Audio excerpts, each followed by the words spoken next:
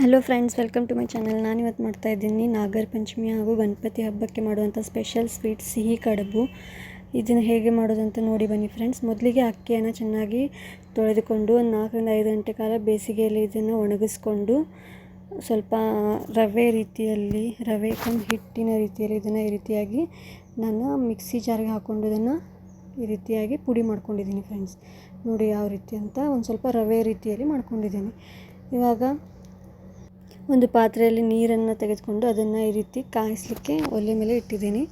ಇವಾಗ ಒಂದು ಅರ್ಧ ಟೇಬಲ್ ಸ್ಪೂನಷ್ಟು ಉಪ್ಪನ್ನು ಹಾಕ್ಕೊಂಡಿದ್ದೀನಿ.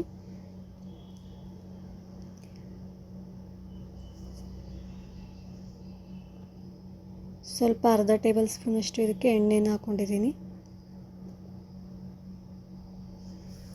ನೀರು ಚೆನ್ನಾಗಿ ಕುದಿ ಬರ್ತಾ ಇದ್ದಂಗೆ ನಾವು ಅದು ಪುಡಿ ಮಾಡ್ಕೊಂಡಿರ್ತೀವಲ್ಲ ಅಕ್ಕಿ ಪುಡಿಯನ್ನು, ಅದೇನು ಅಕ್ಕಿ ಪುಡಿ ಅಥವಾ ಅಕ್ಕಿ ರವೆ ಏನಿದೆಯಲ್ಲ ಅದನ್ನು ಈ ನೀರಲ್ಲಿ ನೋಡಿ ಈ ರೀತಿ ಹಾಕ್ಕೋತಿದ್ದೀನಿ.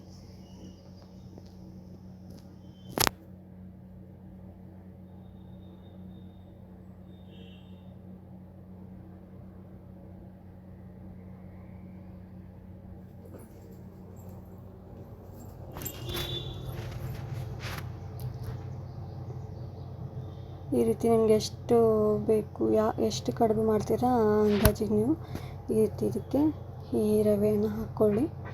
ಮತ್ತು ಇವಾಗ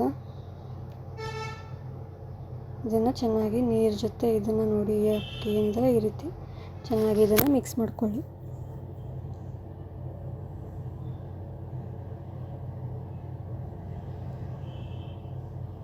ಹೀಗೆ ಮಿಕ್ಸ್ ಮಾಡಿಕೊಂಡು ಒಂದು ಅರ್ಧ ಗಂಟೆಗಳ ಕಾಲ ಇದನ್ನು ಅಥವಾ ಒಂದು 15 ನಿಮಿಷದ ಕಾಲ ಇದನ್ನು ತಣ್ಣಗಾಗಲಿಕ್ಕೆ ಬದಿಯಲ್ಲಿ ತೆಗೆದಿಟ್ಟಿಡಿ.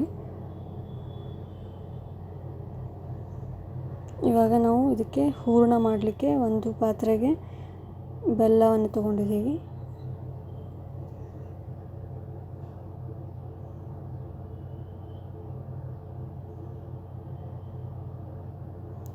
ಒಂದೂವರೆ ಕಪ್ನಷ್ಟು ಬೆಲ್ಲವನ್ನು ತೊಗೊಂಡಿದ್ದೀನಿ ನಾನು. ಇವಾಗ ಈ ಬೆಲ್ಲ ಏನು ಮೆಲ್ಟ್ ಆಗಲಿಕ್ಕೆ ಬರ್ತದೆ ನೋಡಿ, ಈ ರೀತಿ ಚೆನ್ನಾಗಿ ಇದು ಮೆಲ್ಟ್ ಆಗ್ತಾ ಬರ್ತದೆ.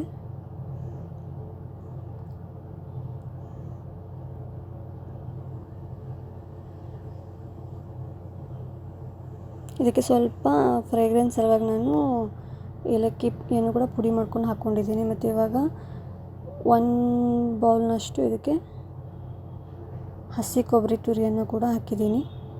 ಇವಾಗ ಈ ಬೆಲ್ಲದ ಜೊತೆ ಹಸಿ ಕೊಬ್ಬರಿ ತುರಿಯನ್ನು ಈ ರೀತಿ ಮತ್ತೆ ಚೆನ್ನಾಗಿ ಮಿಕ್ಸ್ ಮಾಡ್ಕೋತಿದ್ದೀನಿ. ಸ್ವಲ್ಪ ಬೆಲ್ಲ ಹೆಚ್ಚಿದೆ ಅನಿಸಿದರೆ ಇನ್ನೊಂದು ಸ್ವಲ್ಪ ಕೊಬ್ಬರಿ ತುರಿಯನ್ನು ನೀವು ಆ್ಯಡ್ ಮಾಡ್ಕೊಳ್ಳಿ.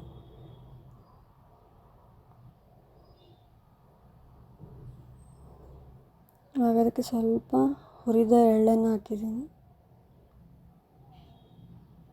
ಮತ್ತು 2 ಟೇಬಲ್ ಸ್ಪೂನಷ್ಟು ಚಿರೋಟಿ ರವೆಯನ್ನು ಹಾಕಿದ್ದೀನಿ. ಇನ್ನೊಂದು ಸ್ವಲ್ಪ ಅದರದ್ದು ಏನು ಹೂರಣದ ಟೆಕ್ಸ್ಚರ್ ಇರುತ್ತಲ್ಲ ಸ್ವಲ್ಪ ಚೆನ್ನಾಗಿ ಬರುತ್ತೆ ಅಂಥೇಳಿ.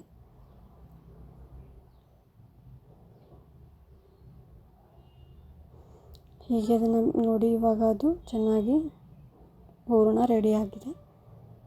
ಈ ರೀತಿ ಚೆನ್ನಾಗಿ ಅದ್ರ ಬೆಲ್ಲ ಎಲ್ಲ ಏನು ನಮ್ಮ ಕೊಬ್ಬರಿ ಮಿಶ್ರಣ ಇತ್ತು ಅದಕ್ಕೆ ಮಿಕ್ಸ್ ಆಗಿದೆ. ಇವಾಗ ಎಲೆ ಇದು ಅರಿಶಿಣದ ಎಲೆ ಇರುತ್ತಲ್ಲ ಅದನ್ನು ಚೆನ್ನಾಗಿ ತೊಳ್ಕೊಂಡು ಈ ರೀತಿ ಒರೆಸ್ಕೊಂಡಿದ್ದೀನಿ. ಒಂದು ಒಣ ಬಟ್ಟೆಯಿಂದ ಅದನ್ನು ಒರೆಸ್ಕೊಂಡು ಇವಾಗ ಅದೇನು ನಾವು ಅಕ್ಕಿ ರವೆದು ಏನು ಕಲಿಸ್ಕೊಂಡಿದ್ವಲ್ಲ ಈ ರೀತಿ ಕಲಿಸ್ಕೊಂಡಿರೋದನ್ನು ನೋಡಿ ಇನ್ನೊಂದು ಸ್ವಲ್ಪ ತಣ್ಣಗಿನ ನೀರನ್ನು ಹಾಕ್ಕೊಂಡು ಸ್ವಲ್ಪ ಸಾಫ್ಟಾಗಿ ಬರಬೇಕು ಅದು ಕನ್ಸಿಸ್ಟೆನ್ಸಿ, ಆ ರೀತಿ ಮಾಡ್ಕೊಂಡಿದ್ದೀನಿ. ನೋಡಿ ಈ ರೀತಿ ಒಂದು ಉಂಡೆ ರೀತಿ ಮಾಡಿಕೊಂಡು ಇವಾಗ ಈ ಎಲೆ ಮೇಲೆ ಇದನ್ನು ಇಟ್ಟು ಈ ರೀತಿ ಪೂರ್ತಿ ಎಲೆಯನ್ನು ಇದನ್ನು ನಾವು ಸವರಿಸಬೇಕು.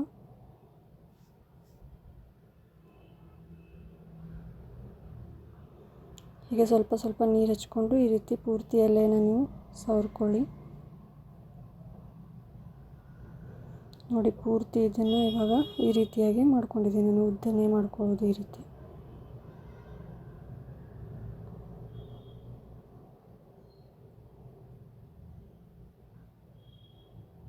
ಇವಾಗ ಅದಕ್ಕೆ ಏನು ಕೊಬ್ಬರಿ ಹೂರಣ ಮಾಡ್ಕೊಂಡಿರ್ತೀವಲ್ಲ ಅದನ್ನು ಈ ರೀತಿಯಾಗಿ ನೀವು ಏನು ಕಡುಬು ಹಿಟ್ಟಿನ ಕಡುಬು ಮಾಡಲಿಕ್ಕೆ ಯಾವ ರೀತಿ ಹಾಕ್ತಾರಲ್ಲ ಅದೇ ರೀತಿ ಇದಕ್ಕೂ ಇಲ್ಲಿ ಹೂರಣ ಹಾಕ್ಕೊಂಡು ಈ ರೀತಿ ಚೆನ್ನಾಗಿ ಇದನ್ನು ಫೋಲ್ಡ್ ಮಾಡಿಕೊಂಡು ನೋಡಿ ಯಾವ ರೀತಿಯಾಗಿ ಇದನ್ನು ಹೂರಣ ಹೊರಗಡೆ ಹೋಗಬಾರ್ದು ಅಂತ ಈ ರೀತಿ ಪ್ರೆಸ್ ಮಾಡಿಕೊಂಡು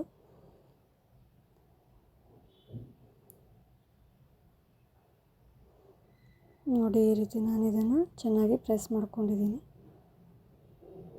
ಹೀಗೆ ಎಲ್ಲ ಮಾಡ್ಕೊಂಡು ಇಟ್ಕೋತೀನಿ ನಾನು. ನೋಡಿ ಇಷ್ಟೆಲ್ಲ ಮಾಡಿದ್ದೀನಿ ನಾನು. ಇವಾಗ ನೀವು ಇದನ್ನು ಒಂದು ಪಾತ್ರೆಯಲ್ಲಿ, ಅಂದರೆ ನಾನು ಇಡ್ಲಿ ಏನು ಮಾಡ್ತೀವಲ್ಲ ಆ ಪಾತ್ರೆಯನ್ನು ಇಟ್ಟಿದ್ದೀನಿ. ಅದರಲ್ಲಿ ಎಣ್ಣೆ ಹಾಕಿ ಅದನ್ನು ಕುದಿ ಬರಲಿಕ್ಕೆ ಬಿಡಿ.